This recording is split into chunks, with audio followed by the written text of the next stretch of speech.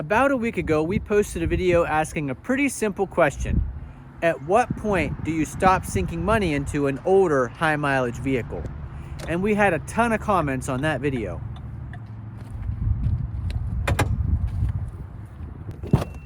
And the response to that video was incredible. Thousands of comments, and a lot of people saying the same thing. They're still driving vehicles with 300,000, 400,000, or even 500,000 miles on them. That got me thinking about our own vehicle, this Ford Expedition, because we've owned it for about 10 years now, and I started wondering, how much has it actually cost us to keep this on the road? Keeping this vehicle on the road has only cost us about $65 per month in repairs and maintenance. That number honestly surprised me. So today I want to show you exactly how the math works. Not guesses, not estimates, but the real numbers. So I went back through every receipt I could find, and the results honestly surprised me. We bought this Expedition about 10 years ago. At the time, it had 82,185 miles on it. When it was brand new, the original window sticker showed an MSRP of $46,320. But by the time we found it used, it was listed for $19,700, on sale for $18,600, and after a little negotiating, we ended up buying it for $16,700.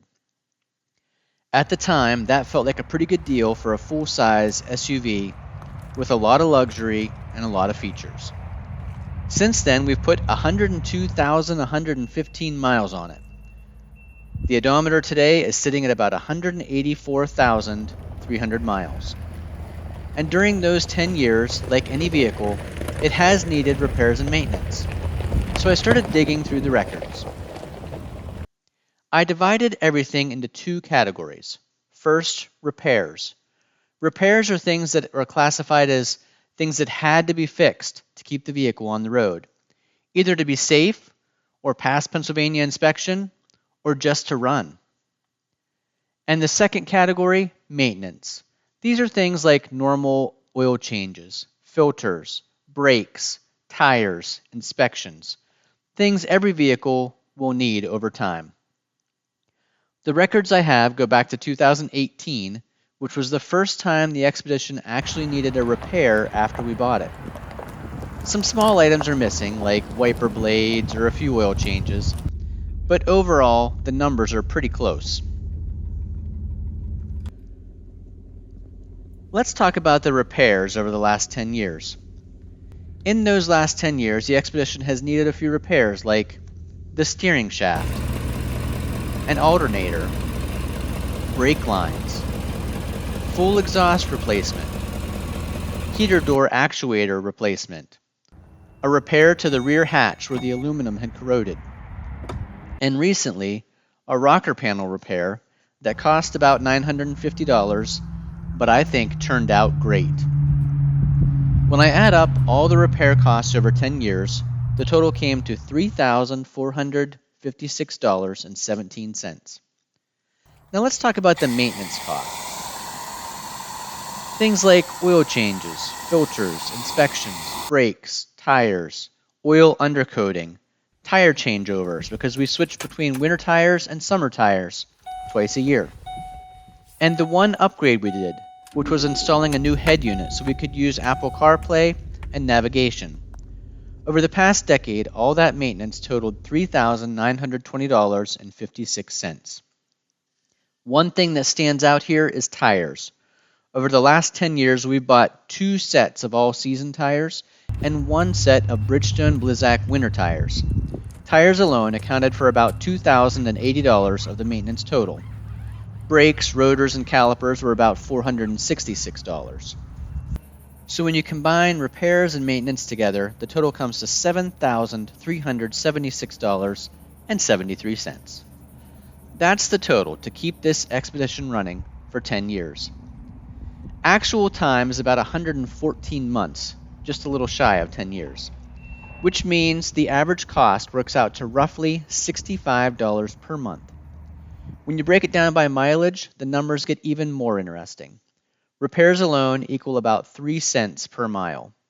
Maintenance and repairs together, that adds up to 7 cents per mile driven.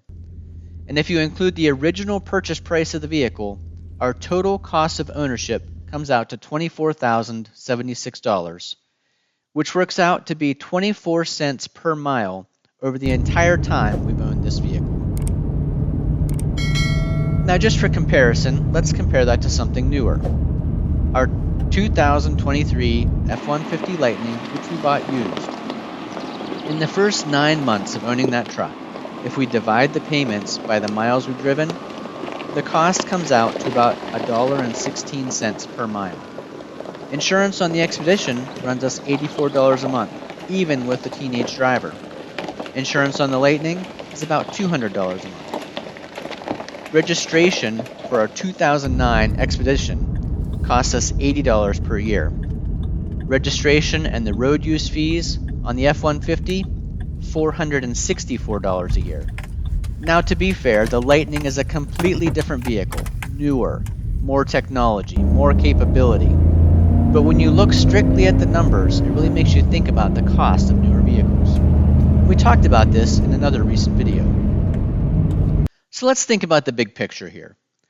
This Expedition has almost 185,000 miles on it now. It's comfortable, it's reliable, and it still does everything we need it to do. And when you look at the numbers, the cost of keeping it really hasn't been that bad. Yes, vehicles need repairs. Yes, things wear out. But compared to the cost of buying something new, sometimes fixing what you already have can make a lot of financial sense.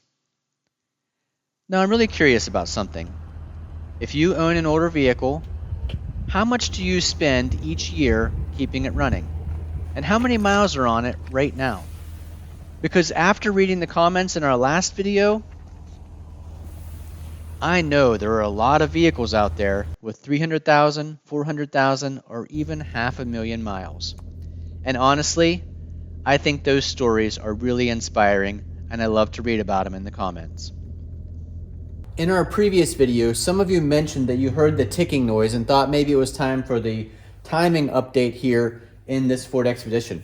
Actually, I think this 5.4 3-valve has an exhaust manifold leak here on the passenger side. So I'm going to let you give it a listen when I first start up and let me know what you think. Those of you that do know, this has been doing this for about 2 years now, hasn't caused any issues for us, but leave a comment down below. How important is it for me to get that exhaust manifold leak repaired, if it's important at all? If it's fine to keep running it this way, and if it's a super expensive repair, please leave those comments down below so we know.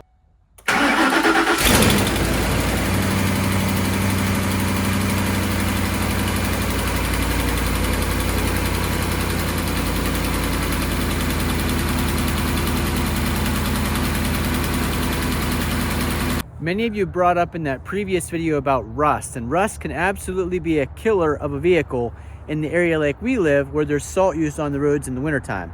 We get this vehicle oil undercoated every single year. I'll show you some of the rockers and stuff and the little holes that are drilled through the body panel so that they can insert that wand, spray the oil in there, and that oil helps protect it all from rusting out. We also have the entire undercarriage oil undercoated so that the frame doesn't rust out, the body underside doesn't rust out. All that is a really important point that I wish I would have made in the last video. Thank you to all you guys that left the comments down there about how important oil undercoating or fluid film or whatever it is that you use is to protect the frame and the body from rust if you live in a climate like us. If you've enjoyed this video and like practical content about trucks, tractors, equipment, and rural living, consider subscribing to Purple Collar Life. And thanks for watching. If you found this video informative and entertaining, please make sure you click that thumbs up button.